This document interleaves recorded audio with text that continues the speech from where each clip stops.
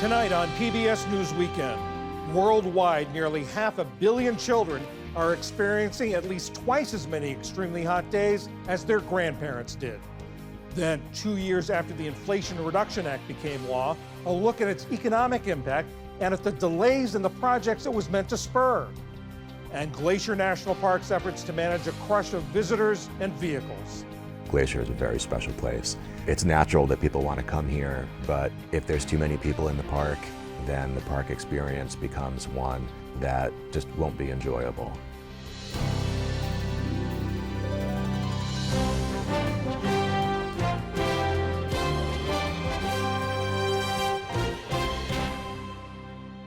Major funding for PBS News Weekend has been provided by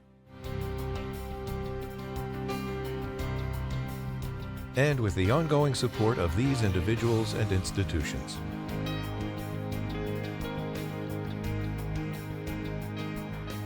And friends of the NewsHour.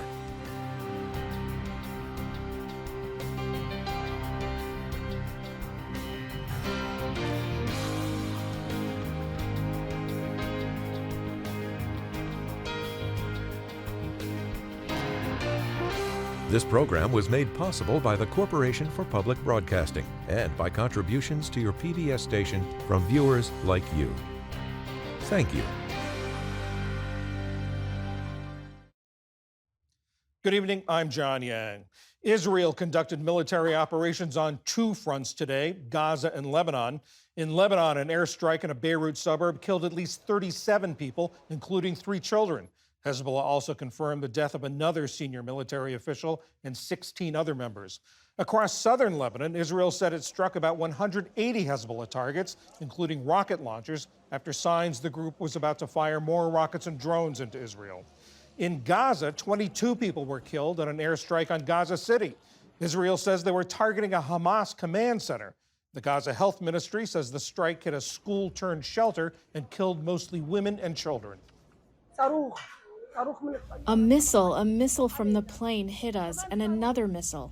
We saw the whole world covered with smoke and stones, and we saw people and children cut up, and a person without a head, all of which were scenes that broke our hearts. What should we do? What is our fault for this to happen to us?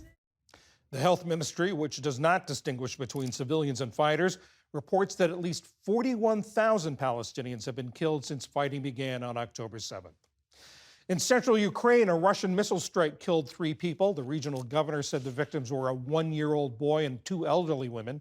Ukrainian forces aren't backing down even as they prepare for the 3rd winter of the conflict. More than 100 of their drones hit an ammunition depot in southwestern Russia, triggering evacuations in the area. Vice President Harris says she's accepted CNN's invitation for a second debate with Donald Trump on October 23rd, saying on social media that she hopes the former president will join her. But at a rally today in North Carolina, Trump said it was too late for another debate because voters are already casting ballots. Now she wants to do a debate right before the election with CNN because she's losing badly. You know, it's like a fighter. She sees the pulse. She sees what's happening. She's losing badly, but it's like a fighter who goes into the ring and gets knocked out. The first thing he says is, I want a rematch. I want a rematch. New filings show the Harris campaign raised $257 million in August, compared with the Trump campaign's $85 million that month. And in Munich, today was the beginning of Oktoberfest, considered to be the world's largest folk festival. The official opening was heralded by the city's mayor tapping the first keg. Thousands of people had lined up before dawn to claim tables inside big tents where pretzels and beer were served. Oktoberfest dates back to an 1810 celebration of a royal wedding. Still to come on PBS News Weekend, a progress report on the Inflation Reduction Act 2 years on, and how Glacier National Park is navigating a flood of visitors. This is PBS News Weekend from the David M. Rubenstein studio at WETA in Washington, home of the PBS NewsHour, weeknights on PBS. Tomorrow morning is the autumnal equinox, the official end to a summer that's been the hottest on record. A recent report from UNICEF says that around the world, nearly 500 million children live in places where there have been at least twice the number of 95-degree or more days than there were in the 1960s. The report says extreme heat creates health concerns for children and for pregnant women. It increases the likelihood of stillbirths, babies with low birth weight, and premature births. Lily Caprani is UNICEF's chief of global advocacy. Lily, are there places in the world where this problem is especially pronounced? Well, as you've said, this has been the hottest summer on record, and that's affected every country in the world, including in the United States, in Western Europe. But there are some countries that have had it particularly bad. Some of the countries in West and Central Africa that UNICEF has been studying and researching the temperatures of have had as many as 4 whole months back to back of extremely hot days over 95 degrees Fahrenheit. Children who are living through extreme heat for a huge portion of the year now, but it's affecting every country in the world. And what are the effects that we see, especially in children? What effects show up? Yeah, the reason UNICEF is worried about this, we're the UN Children's Agency, we see that children all over the world are really struggling with the extreme heat. I mean, it affects all of us. It affects older people and young people especially badly. For young children, especially very young babies and infants, their bodies are particularly vulnerable to the effect of heat stress because they're not just like little adults. Their bodies work differently. They get hotter more quickly. It takes more for them to try and cool their bodies down. Anyone who's held a baby in their arms will know their hearts beat twice as fast, they breathe more quickly, they tend not to be able to sweat very well. And all of these things add up to making them quite vulnerable to the effect of extreme heat, and it can attack their body much more quickly. So it's a worry for anyone who's a parent, a grandparent, someone who's looking after children in healthcare facilities, that this kind of extreme heat poses a significant threat to the health of young children. And as we pointed out in the introduction, it was also in your report, this also has effect on pregnant women. What affects them particularly about this? Yeah, extreme heat, when you're exposed over time as a pregnant woman, is actually associated with lower birth weights, premature births, can really affect the health of a pregnancy. That affects the mother and, of course, the young unborn baby, especially if they're born preterm. So there's a lot of associated risks with being exposed to extreme heat. And we know it's happening more often. These periods of extreme heat are lasting for longer, and they're getting more and more intense as each year goes by. Does this also have an effect on food production, on drought that affects children? Yeah, when we think about extreme heat and heat stress, the first obvious thought is about your health, your physical health, but actually the knock-on effects are much broader than that, especially for children. So if there's very extremely hot days for a long period, it can affect their schooling. Can they concentrate? Is it too hot to learn? Can they even keep the schools open? And then there's the other effects on the environment around them, especially in countries that maybe don't have the infrastructure, the cooling infrastructure like air conditioning, or where there's already kind of lots of pressures on the land. Maybe there's drought, scarcity of clean water, and it can affect food production, crops. And that has a big knock-on effect on children's, not just their learning and their health, but their diets and their prospects for the future. You talk about infrastructure. We think of the United States as being an advanced, wealthy nation, but you say this is also affecting children here in the United States. We know that the planet is warming and it doesn't respect borders, right? So every country is having more heat waves every year. It's getting hotter and hotter, and the United States is affected. We know actually that at least half of the children in the United States are experiencing double the number of heat waves compared to what their grandparents' generation lived through. So no one escapes this. We're all in this together. There are heat trapping gases that are warming this planet. There are some practical things we can do to protect children, and we must do to protect children right now. But in the long run, we're going to have to bring down those temperature rises if we want to stop this getting worse. Talk about those short-term things you can do right now. So anyone who's a parent, a carer, or works with children needs to be aware of the risks to their health, well, to everyone's health, but particularly vulnerable younger children. And something you can do if you're a parent and your child is old enough to understand is explain to them to look out for the signs of heat stress. Like if it is a really hot day, make sure you stay hydrated, drink a lot of water. Even if you're not feeling thirsty, keep drinking water, keep yourself hydrated. Take yourself out of the hot place if you can. Try to cool down. If your child appears to be suffering from heat stress, they seem maybe dizzy, confused, or feeling a bit nauseous, it's really important to cool them down as quickly as possible. And if it seems like it's not working, get medical attention. It can be serious and it can escalate really quickly. And then all of the services that care for children, whether it's teachers in the classroom, whether it's doctors, nurses, they can also do a lot to help care for children in these situations, try and prevent it happening, be more aware of the risks, because we'll all have to become more and more aware as it keeps happening every year. Lily Caprani of UNICEF, thank you very much.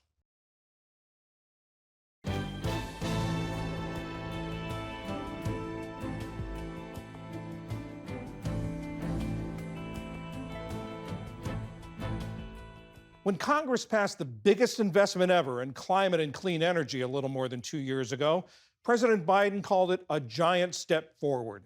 Tonight, Ali Rogan looks at how it's measuring up so far. The Inflation Reduction Act, or IRA, signed by President Biden back in 2022, invests close to $370 billion to combat climate change. And to date, there's been more than $100 billion in private investment and roughly 100,000 new jobs created in clean energy manufacturing. Together, the IRA and its companion bill, the CHIPS Act, offer more than $400 billion in funds focused on jumpstarting the manufacturing industry, reducing emissions, and providing cleaner electricity to the economy. But a mammoth undertaking like this is not without obstacles. Worsening market conditions, overproduction in China, and uncertainty in the 2024 U.S. presidential election are putting up roadblocks for a number of these projects. According to analysis by the Financial Times newspaper, 40% of major IRA manufacturing projects have been delayed or paused indefinitely. Jack Connis is a policy analyst at Energy Innovation Policy and Technology, a nonpartisan research and analysis firm. Jack, thank you so much for being here. So we're 2 years into the IRA. You've been tracking these projects. What do we know? The Inflation Reduction Act has signaled to the private market that the U.S. clean energy economy is open for business. What I've tracked are investments and jobs in batteries, electric vehicles, solar, and wind manufacturing projects. Up to this point, a majority of investments and jobs have been seen in battery and electric vehicles, while most of the remaining jobs and investments are in solar manufacturing. All of this has led to the U.S. taking a leadership role at a global scale when it comes to a clean energy future. Why are we seeing more investment in some of these types of projects and not as much in others? Yeah, so I think there's a pretty large market signal when it comes to electric vehicles and what that looks like in the future. So auto manufacturers are understanding that batteries and electric vehicles will be a major part of our future. So a lot of investments are being made in that space. And as we mentioned, about 40% of these major projects have been found to be delayed or paused indefinitely. Why is that happening? And is that mostly due to the market, as you mentioned, not heeding the signals that the IRA is sending? So you can't turn $1 billion factory on overnight. Like, the scale of these projects is massive, but there's a contextual way I think about it. Let's say you're walking around your neighborhood and you see a new home or an apartment building under construction. It feels like you can walk by it for weeks or months or even a year and see little progress being made, but eventually it gets built. And we've built millions of houses over hundreds of years, and it's a pretty standardized process. So as we embrace clean energy technologies and a new, prosperous economic future, these projects will become more standardized and efficient over time. So when we look at some of these quote-unquote delays, some are just a few months or even a year. So let's say we had a project that was pushed from 2024 into 2025. It's inconsequential when you consider these projects will impact local communities and state and federal outcomes for decades into the future. But that's not the case for many of these projects, right? We're not just talking about delays over red tape. We're talking about structural systemic issues with the marketplace, whether it's overproduction from China, they have a glut of solar panels on the market, a lack of skilled workers able to fill these positions, headwinds from the economy, inflation and high interest rates. Aren't those all contributing to reticence on the part of the market to invest in some of these projects that the IRA was meant to spur? Yeah, so to your point, I mean, the marketplace loves certainty. The private marketplace loves certainty. It's the most important thing businesses seek when making investments, especially ones that involve hundreds of millions or billions of dollars. So in this instance, we're talking about policy certainty, which is strong because the Inflation Reduction Act incentives are in place for 10 years. That gives the private market an incredible decade-long opportunity to invest in clean energy future and create tens of thousands of good-paying American jobs. But policy uncertainty is the other side of the coin. which is what businesses loathe and what causes them to pause on making large new investments. Is this just always the tension that occurs when the federal government is seeking to make investments in the private sector? I think what we see really in any industry across any part of the economy are delays when it comes to new buildings, manufacturing, industry spending. So when we look at what the IRA is doing for the clean energy economy, it's not necessarily anything unique that we're seeing in that space that we wouldn't see in other industrial or manufacturing sectors across the economy. Let's talk a little bit more about those projects that are taking off and are on track. You mentioned the EV marketplace. What do those manufacturing sites look like right now? What sort of activity is going on? At a micro level, since the IRA was signed, we've already seen multiple announced solar manufacturing projects come online. So these are projects that were announced after IRA was signed into law, and they're already up and running. So we have thousands of new solar manufacturing jobs that have been created in Ohio and Texas and Georgia. And then we've also seen on the battery plant project announcements, many of them have broken ground and are working towards completion.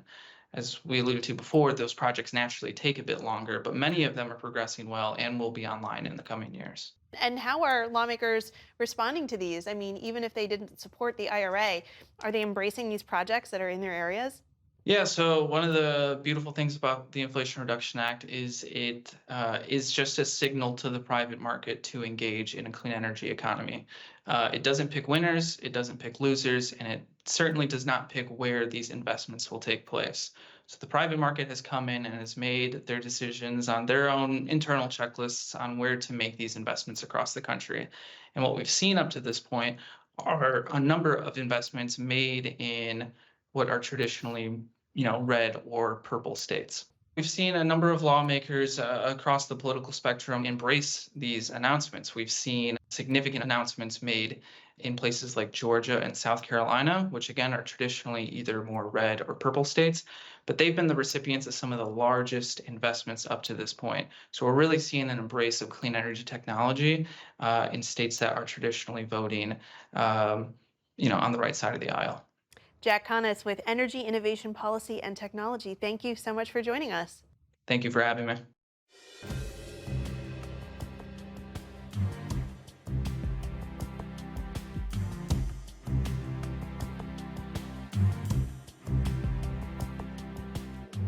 Glacier National Park in Montana attracts millions of visitors a year. 3 years ago, officials began a vehicle reservation program to try to ease congestion of both people and vehicles. As A.J. Williams of Montana PBS reports, there have been unintended consequences. For the last 5 years, Glacier National Park's visitation numbers have hit record highs, but the increase to 3 million parkgoers has led to overcrowding in popular areas, and the traffic they bring has led to safety concerns. Glacier is a very special place. It's natural that people want to come here, but if there's too many people in the park, then the park experience becomes one that just won't be enjoyable. In the last 4 years, the park has been piloting a vehicle reservation system for traveling through Glacier's most congested areas.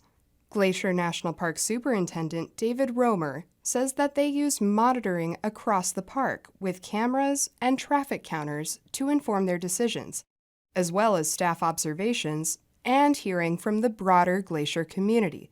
This year comes with some substantial changes. We've changed the hours of the vehicle reservation system from 6 a.m. to 3 p.m., and that's consistent throughout all the areas. Locals say this is an improvement, but for those without a vehicle reservation, entering mid-afternoon still doesn't necessarily afford getting far into the park. If they want to do a long day hike, that's not going to work. You need to be up there really early in the morning. And I find a lot of my guests are leaving really early in the morning to beat that, as is everybody else who doesn't have a ticket. This is probably most people's favorite.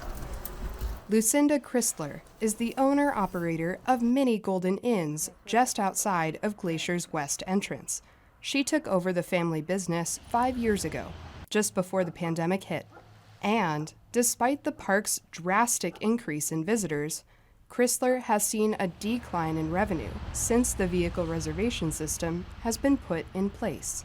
It has affected me in a negative way, revenue-wise, because of occupancy rates, mostly with cancellations, or more than that even, people cutting their trips short. Even though I've been here living solid since 2019, I've only been to the park 4 times, and that was in the off-season after the tickets were no longer required because I simply couldn't get them. My window of opportunity, sometimes I only know an hour in advance if I can get away, and that leaves me out. And I hear that from a lot of other locals too.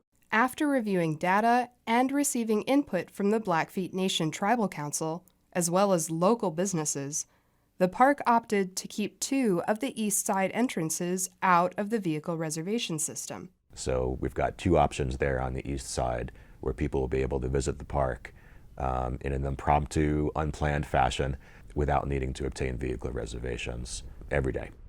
Flathead County Commissioner Brad Abel believes vehicle reservations are still needed on the west side entrances near his district.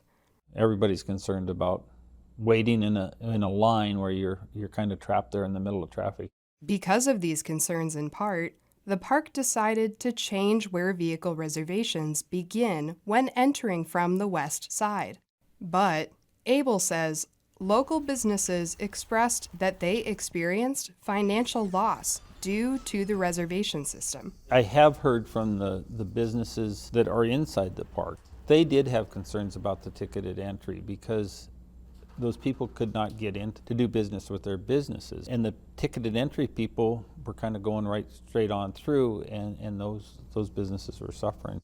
Another change for this season is when you can book vehicle reservations. Before, reservations could be made 8 a.m. the day of entry. Now, they can be made 7 p.m. the night before. I think that's a change that is going to be beneficial to both people that live locally. 7 p.m. is outside of your work hours. And for people planning a trip, just plan your dinner around that 7 p.m. hour. The vehicle reservations now last 1 day instead of 3, which will cut down on unused reservations and increase availability. Chrysler says, as a business that provides lodging to parkgoers, the vehicle reservation system puts another burden on her to educate every customer to navigate the system. A lot of people have problems navigating that internet system, and they want a voice to talk to. And oftentimes that voice ends up being me, which, I don't want to complain about that, but it does take a lot of time to explain that system to them. A system that I'm not even really fully 100%, an authority on. But she expects the system to smooth out and hopefully for the visitor experience to get better over time. And as a resident, she hopes that the park will work better with the locals to make sure that they can enjoy the park itself. I think that it's really important that the powers that be that make these rules be aware of how upsetting it is for a lot of Montanans who this is their backyard and they can't even enjoy it. That's unfortunate. And I don't know what the answer is, but there should be something done that would allow these people access. People are still going to come to Glacier and they're still going to enjoy Glacier, but we've removed those peaks, those high points where things get really congested, unsafe, and not enjoyable, not conducive to a park experience that's going to be inspiring, that's going to be educational, that could be spiritual, all the things that people come to Glacier for. You can't experience that in good luck traffic. As Glacier enters year 4 of piloting its vehicle reservation system, visitors will be the judge of what changes work. Hi, welcome to Glacier. For PBS News Weekend, I'm AJ Williams.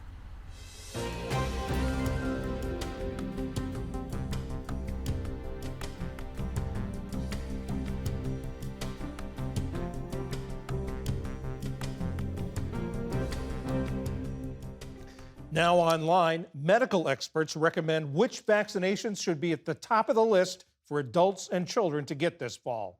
All that and more is on our website, pbs.org/newshour. And that is PBS News Weekend for this Saturday. On Sunday, why baby food on supermarket shelves may not meet recommended nutritional guidelines. I'm John Yang. For all of my colleagues, thanks for joining us. See you tomorrow. Major funding for PBS News Weekend has been provided by Consumer Cellular, this is Sam. How may I help you? This is a pocket dial. Well, somebody's pocket. Thought I'd let you know that with Consumer Cellular, you get nationwide coverage with no contract. That's kind of our thing. Have a nice day.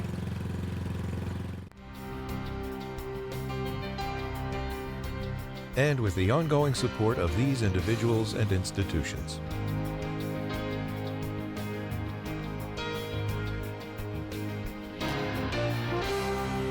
This program was made possible by the Corporation for Public Broadcasting and by contributions to your PBS station from viewers like you.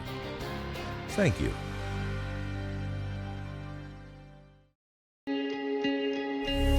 We cover all the angles. We report the facts. We find clarity. PBS is here, delivering the credible, reliable, thoughtful election coverage you need to make informed decisions. PBS, your trusted election source.